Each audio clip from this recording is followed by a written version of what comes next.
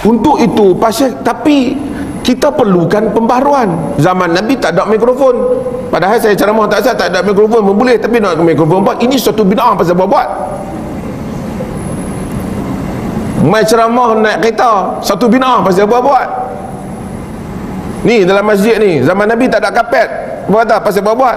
Tambah ni backdrop belakang ni lagi tak ada. Oh, kita nak buat bid'ah tak boleh, depa buat tak apa. Tu yang jadi nak jadi panjang tu. Jadi para ulama kena bincang apa masalah, apa sebenarnya takrif bid'ah ni, supaya dia fix, supaya dia dalam masa yang sama agama terpelihara, tetapi invention, inovasi dalam kehidupan mesti berterusan. Manusia tak boleh jumud, orang Islam tak boleh jumud, takkan nak perang pakai panah ya. Orang dah buat macam-macam senjata canggih. Takkan orang Islam, penceramah Islam nak menjering sampai keluar kengkong ni, orang dah buat macam-macam sound system yang ada. Dia dalam mengimbangi antara menjaga keaslian agama dan keperluan inovasi dalam kehidupan, dan di dalam juga menjaga pihak-pihak yang juga sering membuat amalan tambahan agama, sama ada sengaja atau tidak sengaja, yang akhirnya berkembang menjadi bahan agama. Maka para ulama, kebanyakan mereka, ramai mereka menulis bab bid'ah ni. Bukan benda ni, bid'ah ni zaman lah kita dengar, dulu tak pernah. Yang ni semua merepet orang yang tak pernah tahu tentang perbahasan agama. Kita bagi kat dia 2 kupang, dia pergi main jauh-jauh kerana ini bukan bidang ni. Perkara ini dibahaskan dalam agama, ada dibahaskan dalam agama. Hampir kita hadis, hampir semua kita hadis ada bab larangan melakukan bid'ah. Bukhari, Muslim, semua ada. Okey, apa perbahas? Saya akan sebut tarikh-tarikh orang lain juga secara adil, tapi saya akan sebut yang Al-Imam Syatibi rahimahullah, dan kemudian saya akan urai dia, dan saya akan bagi tahu juga tarikh orang lain supaya ia adil. Tarikh yang terkenal bagi bid'ah ni ialah tarikh Syatibi, walaupun ada tarikh orang lain lagi, tarikh Syatibi. Perkataan bid'ah kita kena tahu ada dalam Quran, maksud benda ni tak pernah ada contoh sebelum ni.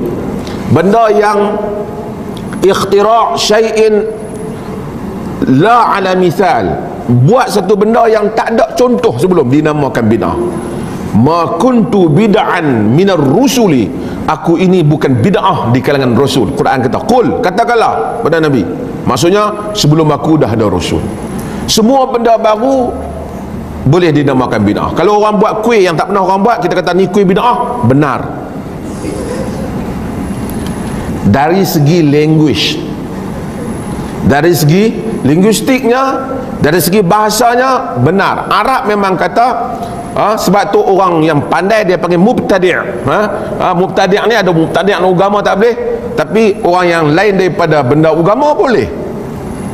Allah Ta'ala memulakan semua ni. Sebab tu badi'us samawati wal ard, badi'us sama, daripada bid'ah, badi'us samawati wal ard.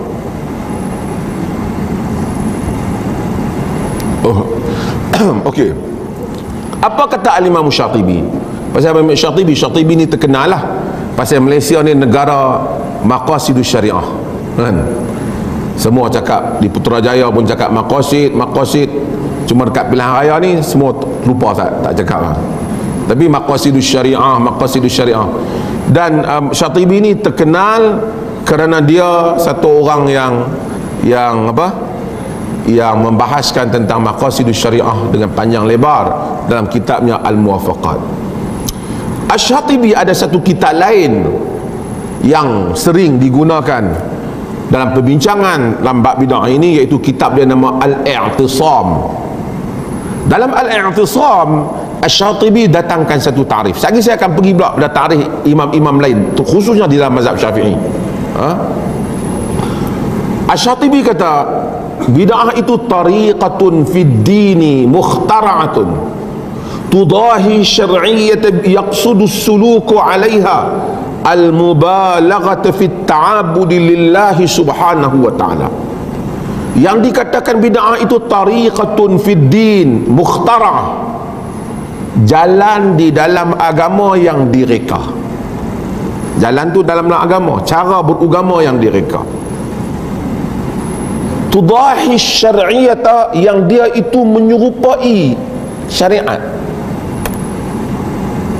Dia kena jalan agama. Kalau jalan raya ke, jalan nak buat lain, jalan nak buat kuih, jalan cara nak buat mercun, yang tu tak masuk. Bid'ah tambah kapcai bagi jadi motor besar kan. Banyak bid'ah yang dibuat, tapi dia bukan kan orang Melayu. Kancil tetap kancil, dia nak bagi jadi Mercedes macam mana? Dia tambah tayar bagi besar lah, kita tengok jadi serabut kan.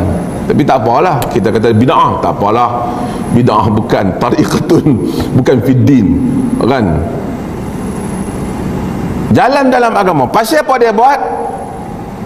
Tujuannya orang yang buat tu yaqsudu bisuluki 'alaiha. Tujuan dia buat itu, tujuan dia melakukan, berjalan melakukan itu, al-mubalaghah fi ta'abbud lillah, berlebih-lebihan nak mengabdikan diri kepada Allah.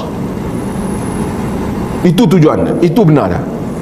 Kalau dia buat satu jalan yang mana dia, saya nak rengkahkan, dia tidak bertujuan untuk melebih diri dalam ibadat. Contohnya, saya bagi faham lah.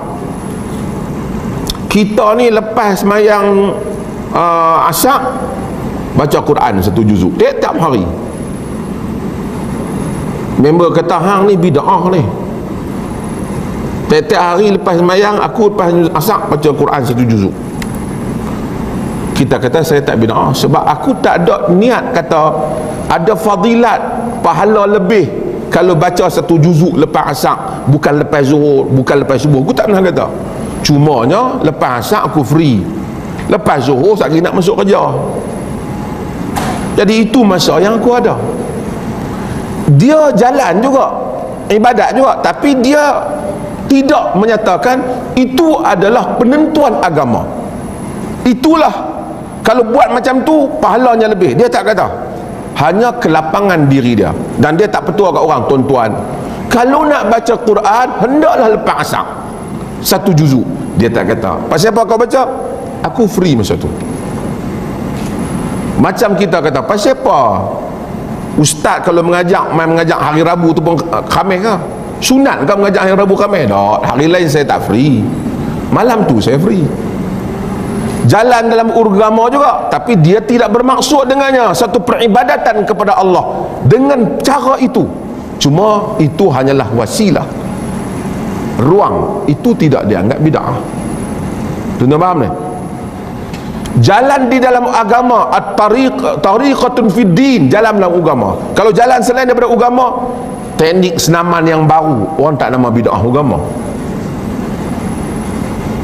Sekali saya akan buat contoh banyak. Orang Melayu, saya selalu buat contoh. Orang Melayu mari nak raya aja buat ketupat.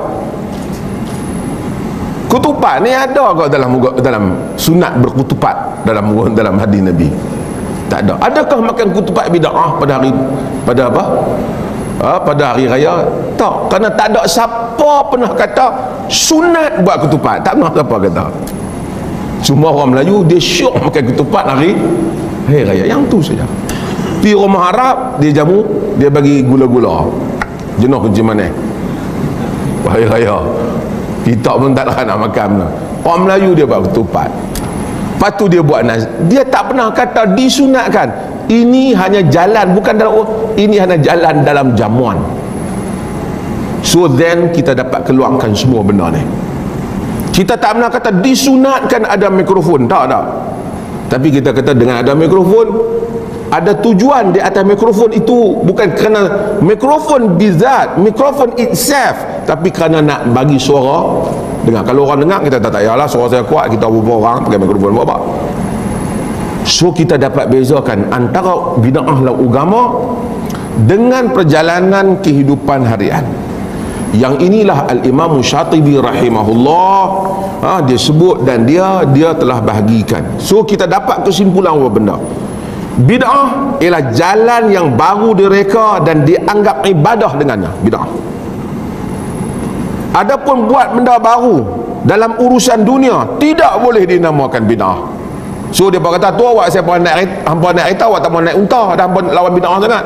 Ini boleh menghina Nabi. Kerana bukan kita lawan bid'ah, yang lawan bid'ah ialah Nabi. Dan kereta tak termasuk dalam bab ni. Kedua, bid'ah tidak ada asal dalam syariat. Kalau ada asal, tak bid'ah. Satu orang nak sembahyang duha, dia tak bid'ah, ada asalnya. Setiap kali waktu pukul 11 dia main sembahyang duha. Orang kata hang tak boleh, setiap kali waktu 11 bagi injak-injak masa sikit. Kenapa tentukan pukul 9? Tak ada asal.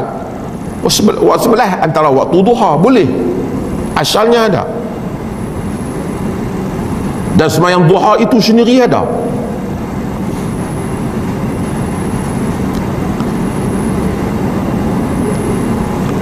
Dan bid'ah tujuannya nak mendekatkan diri kepada Allah. Tapi kalau dia buat benda tu bukan nak mendekatkan diri kepada Allah, tidak dinamakan dengan bid'ah. Pakai lebay, pakai baju jenis ni macam-macam, nampak macam baju Melayu. Adakah disunatkan macam tu? Tak ada. Ini jalan dalam kehidupan. Okey.